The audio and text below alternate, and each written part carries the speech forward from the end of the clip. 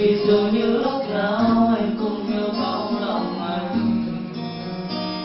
không thể ngắt lời và không thể để giọt lệ nào từ đầu rơi, nên anh lùi bước về sau để thấy em rõ hơn, để có thể ngắm em từ xa âu yếm hơn.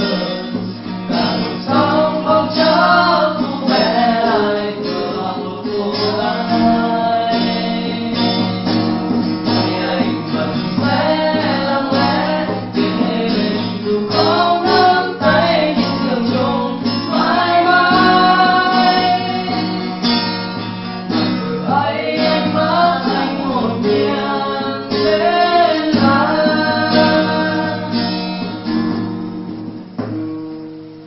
chẳng một ai có thể cản được trái tim khi đã lỡ yêu rồi.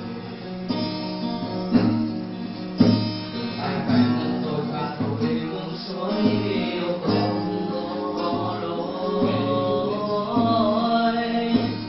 Anh cũng ước muốn khao khát được yêu, được chờ mong tới giờ anh nhận từ bóng buổi chiều. Một sáng thức dậy được ngắm một người nằm cạnh say, thì anh lùi bước về sau để thấy em rõ hơn, để có thể ngắm em từ xa âu yếm hơn.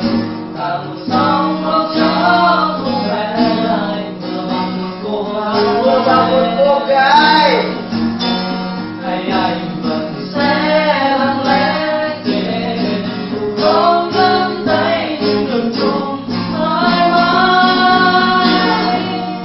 Và vẫn thấy anh mất anh hồn nhiên đến là